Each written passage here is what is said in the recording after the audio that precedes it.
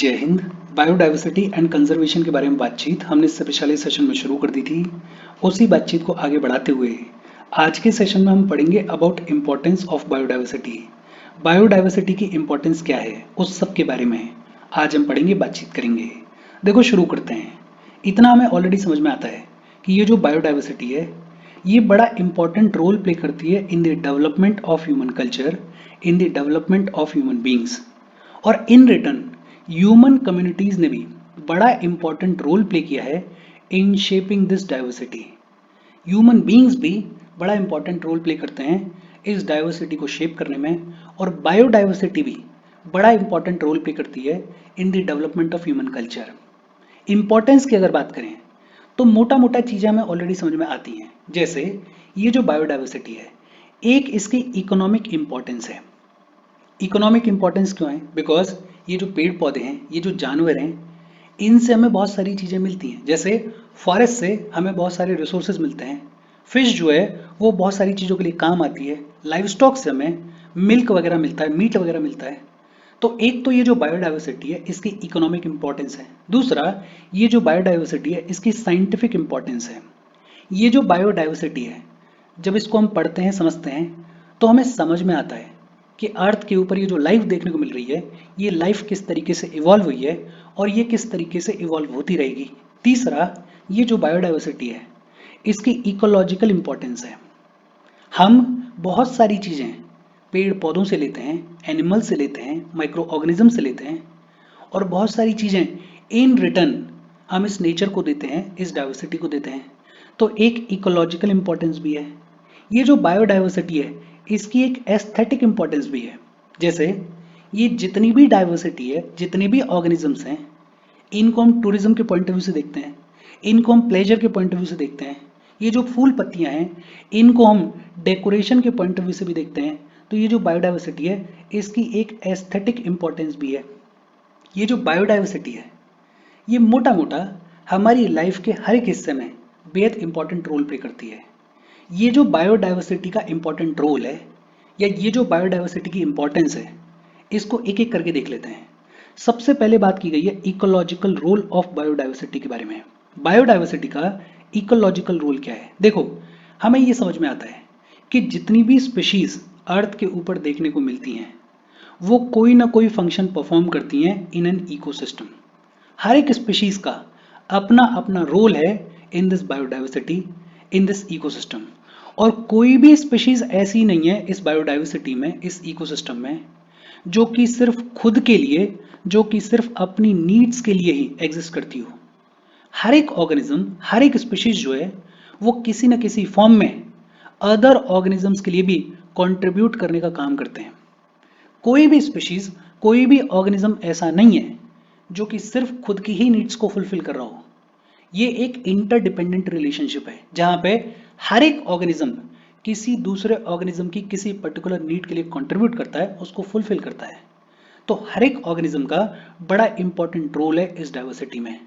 Human beings की अगर बात करें तो ह्यूमन बींग्स भी बड़ा इंपॉर्टेंट रोल प्ले करते हैं इस इकोसिस्टम को सस्टेन करने में, इस इकोसिस्टम को मेंटेन करने में। हालांकि एक पॉइंट ऑफ व्यू ये भी है कि ह्यूमन बींग्स ने अपने ओवरयूज की वजह से, अपने ग्रीड की वजह से ये जो इकोसिस्टम है, ये जो डाइवर्सिटी है, ये जो नेचर है, इसको बेहद नुकसान पहुंचा है, इसको डिस्ट्रॉय किया है। बट हाँ, हमें ये भी समझ में आता है कि ह्यूमन बींग्स का भी बड़ा इंपॉर्टेंट रोल है इस डाइवर्सिटी में, इस नेचर में। ये जितने भी स्पीशीज देखने को मिलते हैं, ये स्पीशीज वेरियस तरीके से इस डाइवर्सिटी में कंट्रीब्यूट करते हैं। फॉर एग्जांपल, ये जो स्पीशीज हैं ये कैप्चर करते हैं और स्टोर करते हैं एनर्जी को। इसका सबसे बढ़िया एग्जांपल है ये जो फ्रूट्स हम देखते हैं, ये जो खाने पीने की चीज़ें हम देखते हैं, ये एक तरीके से क्या हो रहा है, ये एनर्जी स्टोर हो रही है। ये जो सोलर एनर्जी हम रिसीव करते हैं इसको हम वेरियस तरीकों से यूज़ करते हैं, कैप्चर करते हैं, स्टोर करते हैं। ये जो स्पीशीज हैं they produce and decompose organic materials. बेहद सिंपल, हम एनर्जी को यूज़ करते हैं, बहुत सारी चीज़ें उस एनर्जी को यूज़ करके प्रोड्यूस करते हैं, और फिर बहुत सारे ऑर्गेनिजम्स जो हैं वो उन ऑर्गेनिक मटेरियल्स को डीकम्पोज भी करते हैं इवेंचुअली। तो हर एक स्पीशी का अपना अपना रोल है। ये जो स्पीशीज हैं they help to cycle water and nutrients throughout the ecosystem. Throughout the ecosystem ये जो स्पीशीज हैं, वेरियस स्पीशीज हैं, ये वाटर साइकिल में कंट्रीब्यूट करते हैं, ये न्यूट्रिएंट्स की साइकिल में कंट्रीब्यूट करते हैं। जैसे हमारे पेड़ पौधे हैं, ये पेड़ पौधे जो हैं वो जमीन से पानी को लेते हैं और फिर ट्रांसपिरेशन के थ्रू वो जो पानी है वो एटमॉस्फेयर में रिलीज किया जाता है। न्यूट्रिएंट्स हैं, अर्थ से ये जो पेड़ पौधे हैं ये वेरियस न्यूट्रिएंट्स को लेते हैं, फिर फूड को प्रोड्यूस करते हैं, उस फूड को हम कंज्यूम करते हैं, फिर हम जब मर जाते हैं या जो ऑर्गेनिजम्स हैं वो जब मर जाते हैं तो उनको इवेंचुअली डिकम्पोज किया जाता है। तो ये पूरी साइकिल है। ये जो स्पीशीज हैं ये वाटर साइकिल में, ये न्यूट्रिएंट्स की साइकिल में बेहद हेल्प करते हैं, मदद करते हैं। ये जो स्पीशीज हैं they help in fixing the atmospheric gases. ये जो एटमॉस्फेरिक गैसेस हैं इनको फिक्स करने में भी जो वेरियस स्पीशीज हैं, जो वेरियस ऑर्गेनिजम्स हैं, उनका बड़ा इंपॉर्टेंट रोल है। ये जो स्पीशीज हैं they help regulate the climate. ये जो क्लाइमेट है इसको रेगुलेट करने में भी ये जो स्पीशीज हैं, ये जो ऑर्गेनिजम्स हैं, इनका बड़ा इंपॉर्टेंट रोल है। मोटा मोटा अगर कहें तो इस इकोसिस्टम में, इस एनवायरनमेंट में ये जो बायोडाइवर्सिटी है, इस बायोडाइवर्सिटी का हर एक लेवल पे अपना रोल है, हर एक लेवल पे अपनी इंपॉर्टेंस है। And these functions are important for the ecosystem function and human survival. ये जितने भी फंक्शंस हैं ये बेहद इंपॉर्टेंट हैं इकोसिस्टम के फंक्शनिंग के लिए, ये बेहद इंपॉर्टेंट हैं ह्यूमन बींग्स के सर्वाइवल के लिए। और सबसे इंपॉर्टेंट चीज क्या है? सबसे इंपॉर्टेंट चीज ये है कि जितना ज्यादा डाइवर्स इकोसिस्टम होगा उतना बेटर चांसेस होंगे स्पीशीज के सर्वाइवल के। और ये सबसे इंपॉर्टेंट चीज है कि जितना ज्यादा डाइवर्स आपका इकोसिस्टम होगा उतना ज्यादा बेटर चांसेस हैं स्पीशीज के सर्वाइवल के।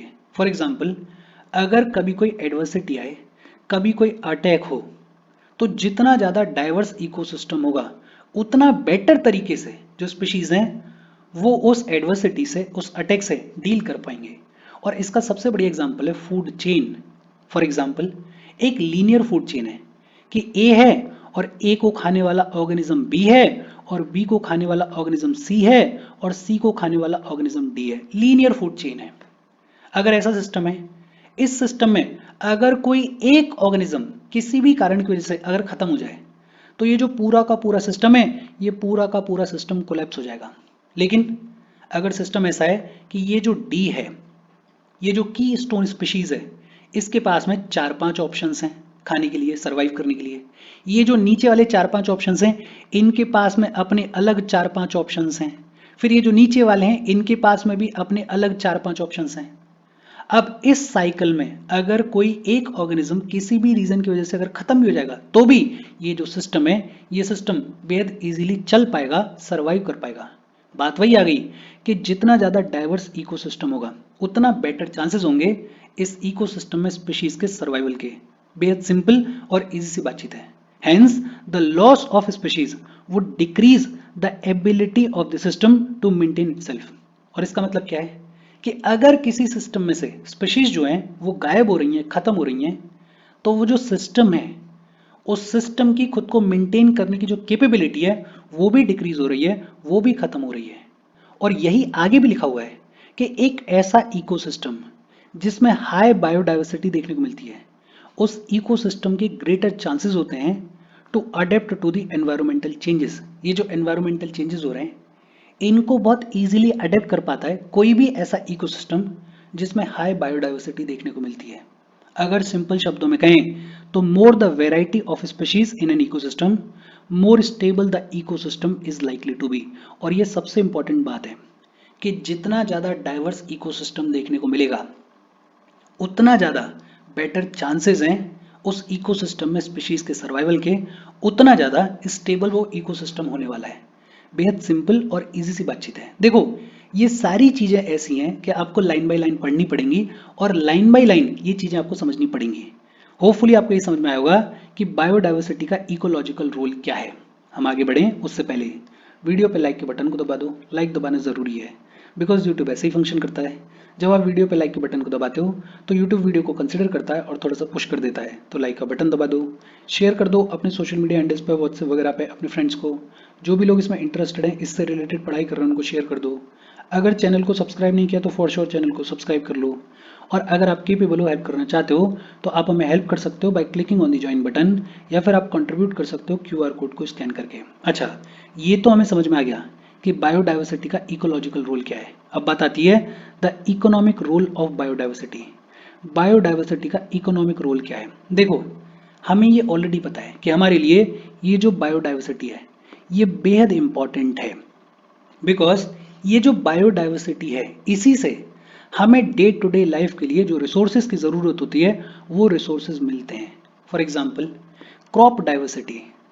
क्रॉप डाइवर्सिटी है, एग्रो बायोडाइवर्सिटी है, उसी की वजह से मोटा मोटा इस अर्थ के ऊपर हम अपनी फूड की नीड्स को फुलफिल कर पा रहे हैं, हम अपना सर्वाइवल पॉसिबल कर पा रहे हैं।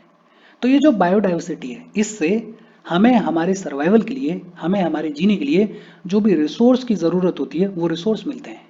ये जो बायोडाइवर्सिटी है ये बेसिकली रिसोर्सेज का रिजर्वॉयर है। ये जो बायोडाइवर्सिटी है इसमें हमारी ज़रूरत के सारे रिसोर्सेज मिलते हैं। ये जो बायोडाइवर्सिटी है इसी से हमें फूड मिलता है, इसी से हमारी जो फार्मास्यूटिकल नीड्स होती हैं वो फुलफिल होती हैं, इसी से जो हमारे कॉस्मेटिक प्रोडक्ट्स हैं उनको हम मैन्युफैक्चर कर पाते हैं। तो ये जो बायोडाइवर्सिटी है, this biodiversity is the reservoir of resources. और ये जो बायोडाइवर्सिटी के अंदर रिसोर्सेज देखने को मिलते हैं, एक तरफ ये हमारी ज़रूरत है, एक तरफ ये हमारे लिए इंपॉर्टेंट है, लेकिन over the period of time ये जो बायोडाइवर्सिटी के अंदर रिसोर्सेज देखने को मिलते हैं, इन्हीं रिसोर्सेज की वजह से डिटोरिएशन ऑफ बायोडाइवर्सिटी भी देखने को मिल रहा है। कैसे? बिकॉज हमें इन रिसोर्सेज की ज़रूरत है और हम इन रिसोर्सेज को बिना सोचे समझे ओवर यूज कर रहे हैं, हम इन रिसोर्सेज को बिना सोचे समझे एक्सप्लॉइट कर रहे हैं। और इस ओवर यूज की वजह से, इस एक्सप्लॉइटेशन की वजह से जो ये बायोडाइवर्सिटी है, इस बायोडाइवर्सिटी को हम नोइंगली या अननोइंगली डैमेज कर रहे हैं। ये जो बायोडाइवर्सिटी है इसमें डिटोरिएशन देखने को मिल रहा है। तो ये भी बड़ा इंपॉर्टेंट है कि हम सिर्फ अपनी नीड के हिसाब से सस्टेनेबल बेसिस पे ये जो रिसोर्सेज हैं इन रिसोर्सेज को यूज करें, ओवर यूज ना करें, एक्सप्लॉइट ना करें। At the same time, it is also the origin of new conflicts dealing with rules of division and appropriation of natural resources. एक तो ये जो बायोडाइवर्सिटी में डिटोरिएशन देखने को मिल रहा है, ये क्यों देखने को मिल रहा है? बिकॉज हम इन रिसोर्सेज को बिना सोचे समझे ओवर यूज कर रहे हैं, एक्सप्लॉइट कर रहे हैं। दूसरा, ये जो बायोडाइवर्सिटी है, इस बायोडाइवर्सिटी में जो भी नेचुरल रिसोर्सेज देखने को मिलते हैं, इन नेचुरल रिसोर्सेज को किस तरीके से अप्रोप्रिएट किया जाए, किस ग्रुप को कितने रिसोर्सेज मिलने चाहिए, वो अप्रोप्रिएशन का भी प्रॉब्लम बड़ा प्रॉब्लम है। और आजकल तो जो सिग्निफिकेंट प्रॉब्लम है वो है हैव्स और हैव नॉट्स की। कुछ लोग अमीर हैं, वो और ज़्यादा अमीर होते जा रहे हैं। कुछ लोग अमीर हैं, उनके लिए जितने भी रिसोर्सेज हैं वो उनके टेबल पे अवेलेबल हैं, लेकिन जो गरीब लोग हैं उनको प्रॉपरली नेचुरल रिसोर्सेज मिलते भी नहीं हैं। जो ट्राइबल पॉपुलेशन है, जो रूरल पॉपुलेशन है, जो कि जंगलों में रह रही है, जो कि जंगलों के आसपास रह रही है, उस ट्राइबल पॉपुलेशन के लिए, उस रूरल पॉपुलेशन के लिए रूल्स एंड रेगुलेशंस हैं कि आप फॉरेस्ट से इस प्रोडक्ट को नहीं ले सकते हो, आप फॉरेस्ट के इस प्रोडक्ट को यूज नहीं कर सकते हो। लेकिन जो शहर में बैठा हुआ अमीर आदमी है उसको किसी भी लकड़ी का बना हुआ फर्नीचर बहुत इजीली मिल जाएगा, पैसे दो मार्केट से खरीद लो। ये क्या है? ये अप्रोप्रिएशन का प्रॉब्लम है कि जो आदमी उस फॉरेस्ट में रह रहा है, उस फॉरेस्ट की केयर कर रहा है, उसके ऊपर रूल्स एंड रेगुलेशंस हैं। जस्ट बिकॉज उसके पास में पैसा नहीं है तो वो उस फॉरेस्ट प्रोड्यूस को यूज नहीं कर सकता है। लेकिन जो अमीर आदमी है, जिसके पास में पैसा है, जिसका कोई लेना देना नहीं है उस फॉरेस्ट से, वो उस फॉरेस्ट के प्रोड्यूस को बेहद इजीली यूज कर सकता है। तो एप्रोप्रिएशन अपने आप में बड़ा प्रॉब्लम है। अच्छा, कुछ इंपॉर्टेंट इकोनॉमिक कमोडिटीज की अगर बात करें जो कि हमें बायोडाइवर्सिटी से मिलती हैं, तो वो कौन सी हैं? फूड। ये जो फूड क्रॉप्स हैं ये बायोडाइवर्सिटी से हमें मिल रही हैं और इन्हीं पे हमारा जो फूड नीड्स हैं वो डिपेंड करती हैं। लाइव स्टॉक, लाइव स्टॉक से हमारी बहुत सारी नीड्स फुलफिल होती हैं। जैसे हमें मिल्क मिलता है लाइव स्टॉक से, हमें मीट मिलता है लाइव स्टॉक से, हमें वुल वगैरह मिलता है लाइव स्टॉक से, और बहुत सारी चीज़ें हमें लाइव स्टॉक से मिलती हैं। फॉरेस्ट, फॉरेस्ट से तो बहुत सारा प्रोड्यूस हमारी नीड्स को फुलफिल करता है। फिश, फिश अपने आप में फूड के तौर पे भी और इन जनरल भी ऑयल वगैरह के तौर पे भी बड़ी इंपॉर्टेंट रोल प्ले करती है। फिर मेडिसिनल रिसोर्सेज, ये जो फॉरेस्ट हैं, ये जो एनिमल्स हैं, ये जो पेड़ पौधे हैं, इनसे हमारी जो फार्मास्यूटिकल की नीड्स हैं, हमारी जो मेडिसिन की नीड्स हैं, वो भी फुलफिल होती हैं। तो ये जो बायोडाइवर्सिटी है, इसका बेहद इंपॉर्टेंट इकोनॉमिक रोल भी है। और फिर इसके बाद है साइंटिफिक रोल ऑफ बायोडाइवर्सिटी। ये जो बायोडाइवर्सिटी है, इसका साइंटिफिक रोल क्या है? देखो, ये जो बायोडाइवर्सिटी है, जब इसको हम पढ़ते हैं, समझते हैं, तो हमें समझ में आता है, हमें एक बेटर अंडरस्टैंडिंग मिलती है about how life evolved. Life earth के ऊपर किस तरीके से इवॉल्व हुई, उसकी एक बेहतर जानकारी हमें बायोडाइवर्सिटी से मिलती है। ये जो लाइफ है, ये किस तरीके से इवॉल्व होती रहेगी, उसकी समझ हमें बेहतर तरीके से डेवलप होती है जब हम बायोडाइवर्सिटी के बारे में पढ़ते हैं। ये जो बायोडाइवर्सिटी है, जब इसको हम पढ़ते हैं, समझते हैं, तो हमें समझ में आता है कि हाउ लाइफ फंक्शंस, और हमें समझ में आता है कि ये जो इकोसिस्टम है, इस इकोसिस्टम को सस्टेन करने में हर एक स्पीशीज का अपना अपना रोल क्या है, स्पीशीज को किस तरीके से फंक्शन करना चाहिए, उनकी इंपॉर्टेंस क्या है, उसकी हमें बेटर अंडरस्टैंडिंग मिलती है तब जब हम बायोडाइवर्सिटी के बारे में पढ़ते हैं। लेकिन इसमें एक इंपॉर्टेंट एस्पेक्ट है, एथिकल रिस्पॉन्सिबिलिटी। ह्यूमन बींग्स क्योंकि डोमिनेंट स्पीशीज हैं, तो ह्यूमन बींग्स की एक एथिकल रिस्पॉन्सिबिलिटी भी है। हमें ये समझना चाहिए कि ये जो नेचर है, ये जो एनवायरनमेंट है, इसमें जितनी भी स्पीशीज देखने को मिलती हैं, उन सभी स्पीशीज को राइट टू एग्जिस्ट है। उन सभी स्पीशीज का इस नेचर के ऊपर, इस एनवायरनमेंट के ऊपर, इस प्लेनेट के ऊपर बराबर का हक है। हमें चीज़ों को ओवर यूज करके, चीज़ों को ओवर एक्सप्लॉइट करके जो अदर स्पीशीज हैं, उनके लिए लाइफ को डिफिकल्ट नहीं बनाना चाहिए। Hence it is morally wrong to voluntarily cause the extinction of any species. और इसलिए ये बड़ा मॉरली रॉन्ग है कि हम कोई ऐसा स्टेप लें, हम कोई ऐसा काम करें जिसकी वजह से जो अदर स्पीशीज हैं, उनकी लाइफ के ऊपर खतरा हो, उनके लाइफ के ऊपर एक्सटिंक्शन का खतरा हो। The level of biodiversity is a good indicator of the state of our relationships with other living species। और ये तो बड़ा सिंपल है, जितना बेहतर बायोडाइवर्सिटी है, उतना बेहतर तरीके से ह्यूमन बींग्स जो हैं, वो अदर लिविंग स्पीशीज के साथ में खुद को कोऑर्डिनेट कर पा रहे हैं।